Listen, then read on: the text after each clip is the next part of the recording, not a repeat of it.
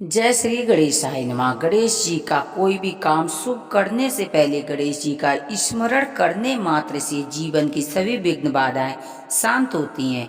बृहस्पति के दिन यदि आप अपने जीवन में सुख समृद्धि चाहते हैं, वैवाहिक जीवन में कोई समस्या है या विवाह नहीं हो रहा है, तो नहाने के पानी में एक चुटकी हल्दी डालकर नहाना चाहिए। सूर्य देव को अर्घ देते समय एक चुटकी हल्दी डालकर अर्घ देना चाहिए।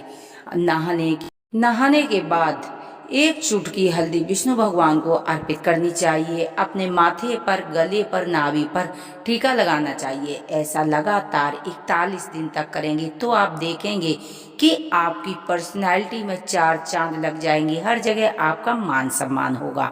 आइए सुनते हैं बृहस्पतिवार व्रत कथा। भारतवर्ष में एक प्रतापी राजा राज्य करता था। वह नित्य गरीबों और ब्राह्मणों की सहायता किया करता था। यह सब बातें उसकी रानी को अच्छी नहीं लगती थी। ना ही गरीबों को दान देती थी, ना ही किसी देवता का पूजन किया करती थी, और राजा से भी ऐसा करने को मना किया करती थी। एक दिन राजा शिकार खेलने वन को गए हुए थे, तो रानी और दासी महल में अकेली थी। उसी समय बृहस्पति देव साधु के भेष में राजा के महल में भिक्षा के लिए आए और भिक्षा मांगी। रानी ने भिक्षा देने से इनकार कर दिया और बोली, हे साधु महात्मा, मैं तो इस दान पुण्य से तंग आ गई हूँ। मेरे पति सारा धन लुटाते रहते हैं। मेरी इच्छा कि हमारा सभी धन नष्ट हो जाए और मैं आराम से रह सकूं। साधु ने कहा, हे देवी, तुम तो बड़ी विचित्र हो। धन संतान तो सभी चाहते हैं, पुत्र और लक्ष्मी पापी के घर भी होना चाहिए। यदि तुम्हारे पास अधिक धन है तो भूखे मनुष्यों को भोजन करवाओ, प्याऊ लगवाओ, मुसाफिरों के लिए धर्मशाला खुलवाओ, जो निर्धन कुमारी कन्या है उनका विवाह कराओ। ऐसे और कई काम है जिसके करने से तुम्हारा यश और परलोक में फैलेगा। परंतु इन बातों से रानी प्रसन्न नहीं हुई। राधी बोली कि हे साधु महाराज, मुझे ऐसे धन की आवश्यकता नहीं है जिसको मैं रखने उठाने में हमारा सभी समय बर्बाद हो जाए। साधु ने उत्तर दिया कि हे देवी, तुम्हारी ऐसी इच्छा है तो ऐसा ही होगा। मैं तुम्हें बताता हूँ, वैसा करना कि 7 बृहस्पतिवार करने से तुम्हारा धन नष्ट हो जाएगा। बृहस्पति के दिन घर को गोबर से लीपना, नहाते समय केसों को धोना, राजा से कहना हजामत बनवा के आए, भोजन में मांस, मदिरा, कपड़ा, धोबी को डालना। इस तरह 7 बृहस्पतिवार करने से तुम्हारा धन नष्ट हो जाएगा। इतना कहकर साधु महात्मा वहां से अंतर्ध्यान हो गए। साधु के कहने के अनुसार रानी ने वैसा ही किया कि 3 बृहस्पतिवार ही बीते, उनका सभी धन नष्ट हो गया। अब भोजन के लिए राजा का परिवार तरसने लगा। तब राजा रानी से कहने लगा कि हे रानी, तुम यहाँ पर रहो, मैं दूसरे देश को जाता हूँ, क्योंकि यहाँ मुझे सभी मनुष्य जानते हैं। मैं कोई कार्य नहीं कर सकता हूँ, इसीलिए देश छोड़ी परदेश भी बराबर होती है। ऐसा कहकर राजा परदेश चला गया। वहाँ जंगल में लकड़ी काट कर लाता था, शहर में बेचकर अपना दुखी जीवन बड़ी कठिनाइयों के साथ व्यतीत करने लगा। इधर राजा के घर पर रानी और दासी दुखी रहने लगी। किसी दिन भोजन मिलता था, किसी दिन जल पीकर ही रह जाती थी। एक बार की बात है, रानी और दासी को 7 दिन बिना भोजन के हो गए। तो रानी ने दासी से कहा कि यहाँ पासी नगर में मेरी छोटी बहन रहती है, बड़ी धनवान है, तुम उसके पास जाओ, कुछ मांग ला, जिससे कुछ समय के लिए गुजर हो जाएगी। दासी रानी की बहन के पास गई। उस दिन गुरुवार था। रानी की बहन उस समय बृहस्पतिवार की कथा सुन रही थी। दासी ने रानी की बहन को देखा और अपनी रानी का संदेश दिया, लेकिन रानी की बड़ी बहन ने कोई उत्तर नहीं दिया।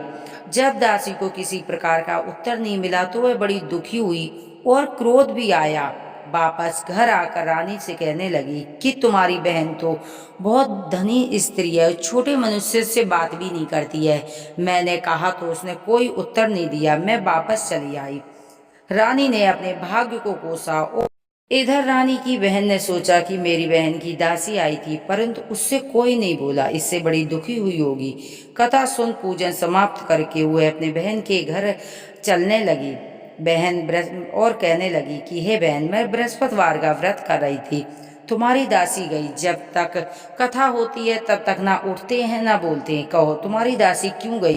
रानी बोली, बहन तुमसे क्या छिपाऊं, हमारे घर में खाने तक को अनाज नहीं था। ऐसा कहते कहते रानी की आंखें भर आईं।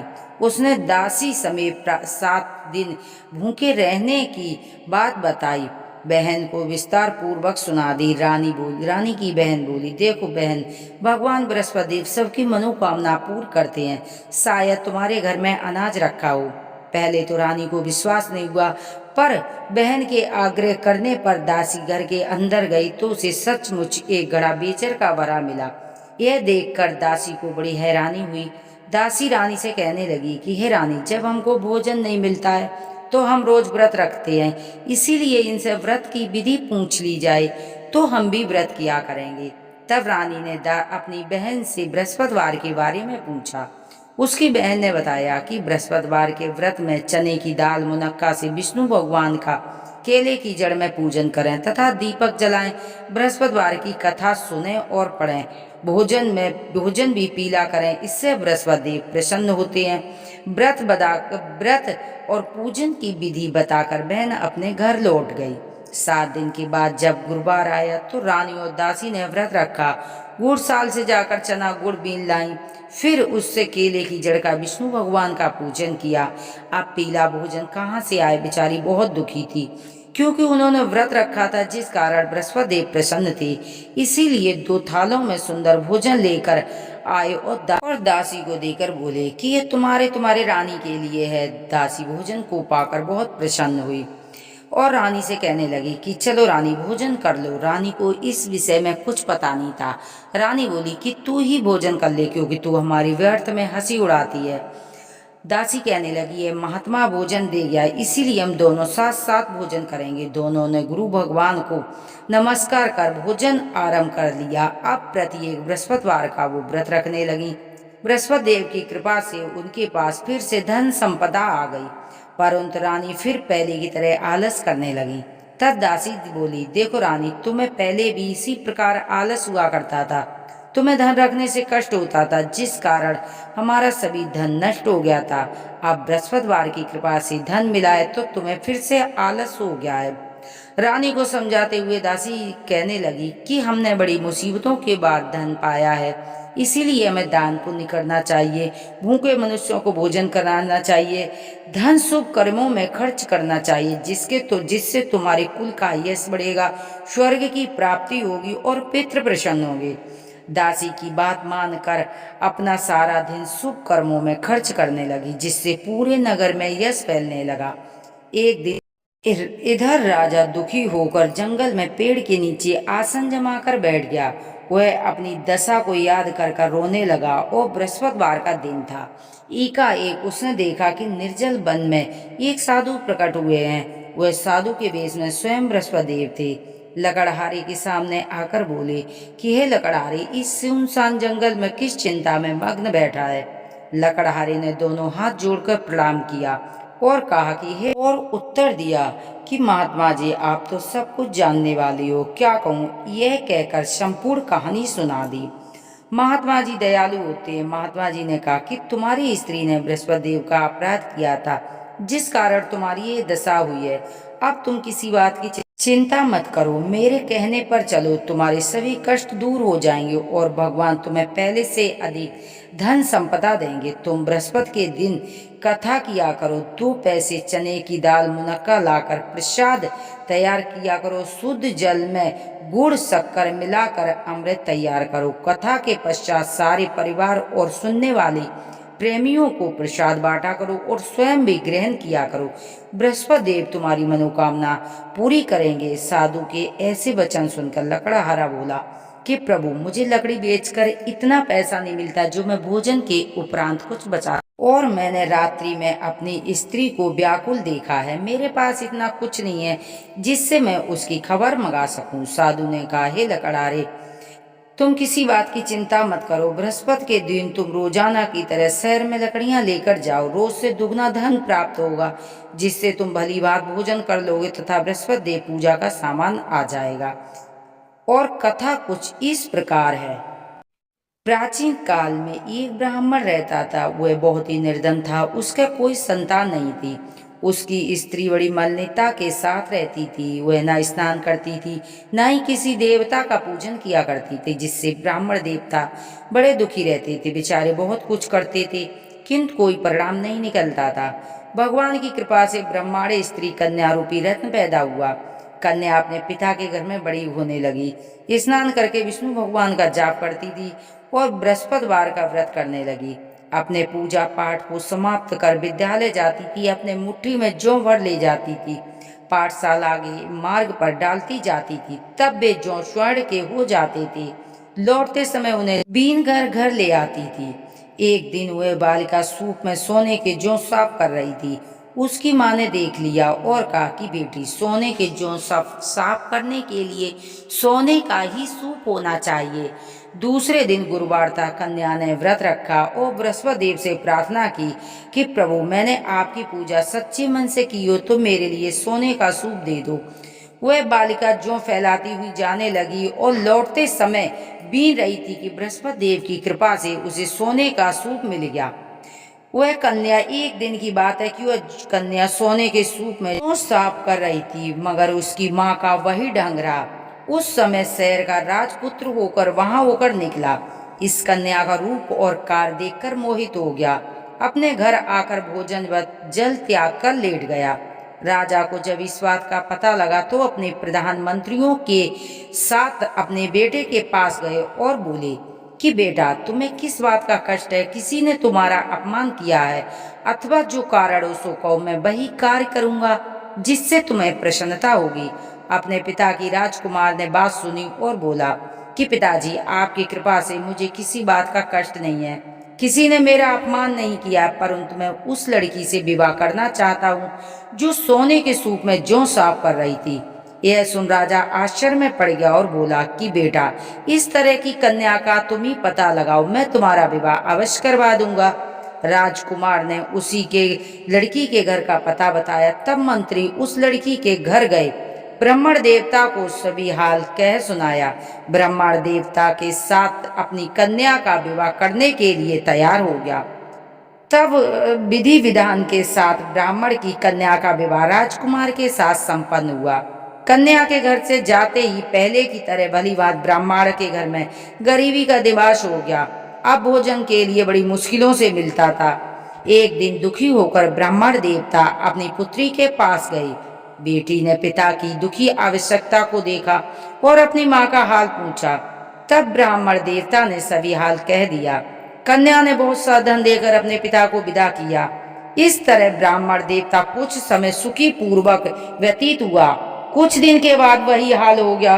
फिर ब्राह्मण देवता अपनी कन्या के यहाँ गए तो लड़की ने सारा हाल पूछा और बोला कि पिताजी, आप माता जी को यहाँ लिवा लाओ, मैं उन्हें विधि बता दूंगी जिससे सब गरीबी दूर हो जाएगी। ब्राह्मण देवता अपनी स्त्री को लेकर पहुंचे तो माँ को समझाने लगी कि हे माँ, तुम प्रातःकाल उठकर स्नान कर विष्णु भगवान का जाप किया करो, जिससे सब दरिद्रता दूर हो जाएगी। परंतु उसकी माँ ने एक न मानी और प्रातःकाल उठ के उसके बच्चों का झूठन खा लिया।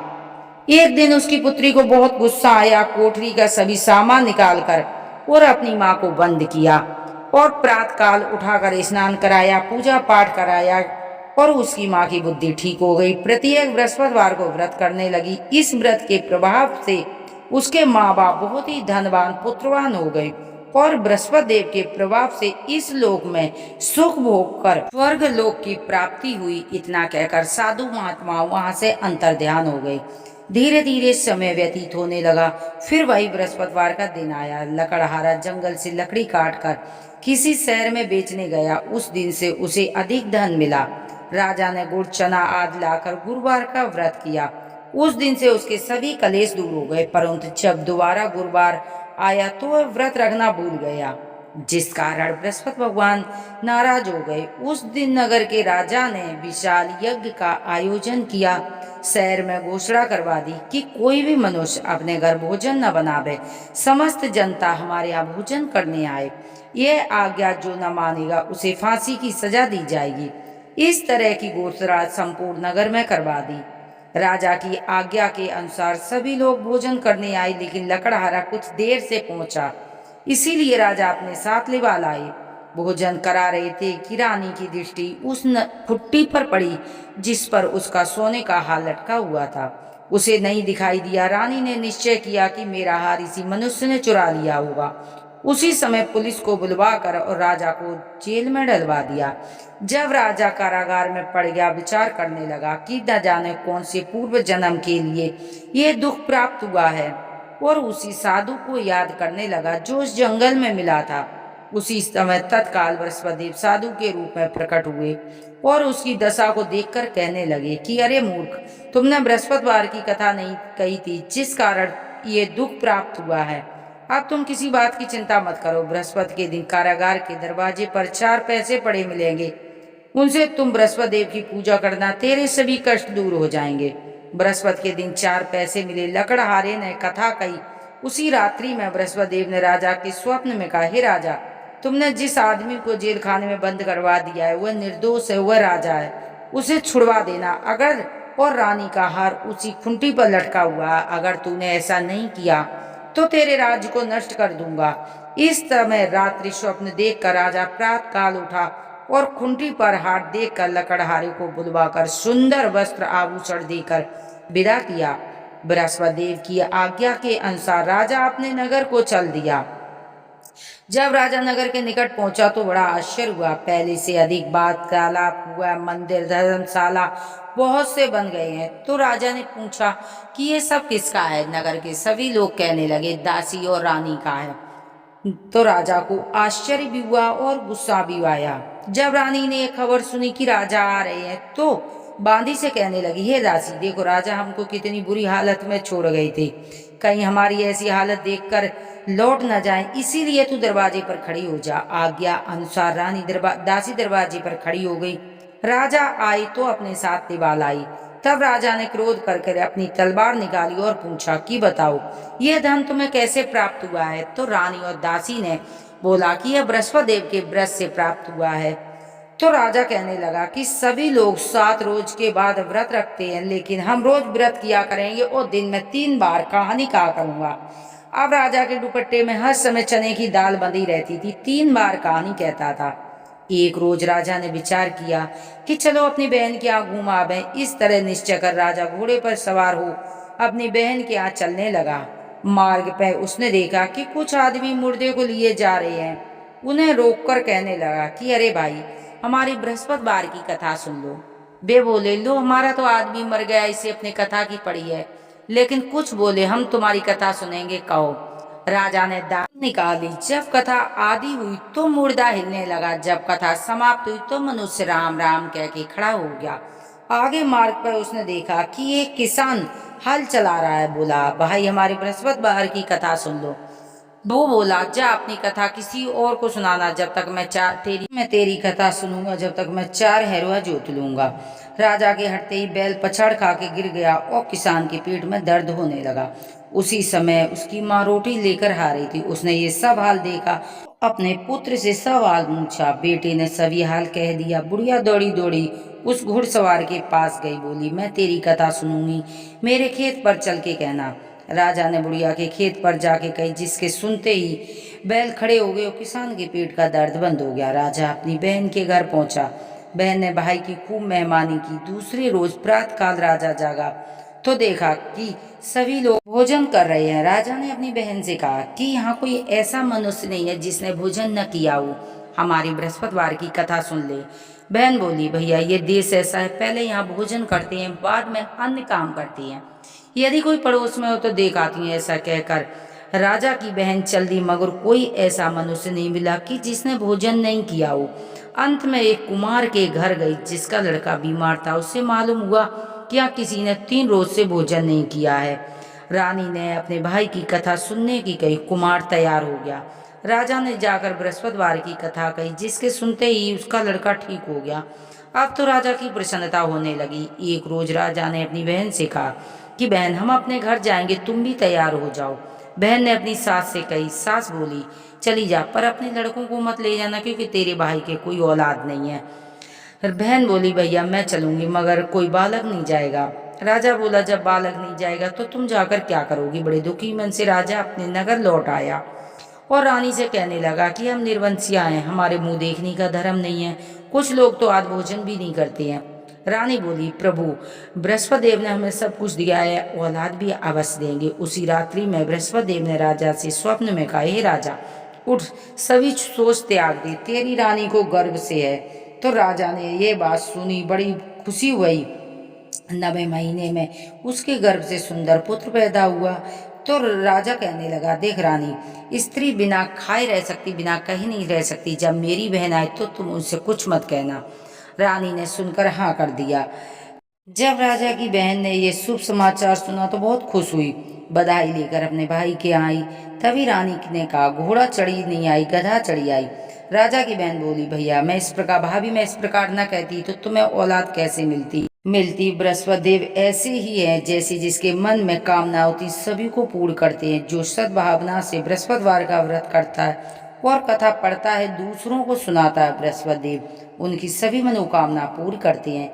भगवान बृहस्पति देव उनकी सदैव रक्षा करते हैं। संसार में जो मनुष्य सद्भावना से भगवान जी का व्रत पूजन सच्चे हृदय से करते हैं तो उनकी सभी मनोकामनाएं पूरी करते हैं। जैसी सच्ची भावना से राजा और रानी ने उनकी कथा का गुणगान किया था, बृहस्पति देव ने उनकी सभी इच्छाएं पूरी की थी। इसीलिए पूर्ण कथा सुनने के बाद प्रसाद लेकर जाना चाहिए और मनन में हृदय करते हुए जय जयकार बोलना चाहिए। जय बोलो बृहस्पति भगवान की जय। जय बृहस्पति देवा स्वामी, जय बृहस्पति देवा। चीनी चीनी भोगी लगाऊं, पल पल भोगी लगाऊं, कदली फल मेवा। ओम जय बृहस्पति देवा। तुम पूर्ण परिमात्मा, तुम अंतर्यामी, जगत पिता जगदीश्वर, तुम सबके स्वामी। ओम जय बृहस्पति देवा। चरणामृत निज निर्मल, सब पातक हरिता, सकल मनोरथ दायक, कृपा करो वरिता। ओम जय बृहस्पति देव। तन मन धन अर्पण करे, जो जन शरण पड़े, प्रभु प्रकट तब हो कर आकर द्वारे खड़े। ओम जय बृहस्पति देवा। दीन दयाल दयानिधि, भक्तन हितकारी, पाप दोष भव सब हरिता, भव बंधन हारी। ओम जय बृहस्पति देवा। सकल मनोरथ दायक, सब संचय तारी, विषय विकार मिटाओ, संतन सुखिहारी। ओम जय बृहस्पति देवा। जो कोई आरती तेरी प्रेम सहित गावे, कहत शिवानंद स्वामी, भजत हरि हरि स्वामी, मन वांछित फल पावे। ओम जय बृहस्पति देवा। जय बृहस्पति देवा स्वामी, जय बृहस्पति देवा। छिनी छिनी भोग लगाऊं, पल पल भोग लगाऊं, कादली फल मेवा। ओम जय बृहस्पति देवा। बृहस्पति के दिन पूजा के समय सुबह शाम को दीपक में एक चुटकी हल्दी डाल के जलाने से विष्णु भगवान और लक्ष्मी माँ की कृपा प्राप्त होती है। विष्णु भगवान के साथ लक्ष्मी माँ की पूजन अवश्य करना चाहिए। और हल्दी का एक दीपक यदि बृहस्पतिवार के दिन आपने विष्णु भगवान के नाम लेकर पीपल के नीचे जला दिया तो विष्णु भगवान और लक्ष्मी की असीम कृपा प्राप्त होती है। यदि हमारी जानकारी आपको पसंद आती है तो प्लीज़ चैनल को सब्सक्राइब करें, वीडियो को लाइक करें, जिससे नई नई नोटिफिकेशन आप तक पहुंचते रहें। जय बोलो विष्णु भगवान की जय, भगवती माँ लक्ष्मी माता की जय। जो कथा पढ़ता है, जो कथा सुनता है, उसे लक्ष्मी नारायण की कृपा प्राप्त होती है। हर हर महादेव की जय।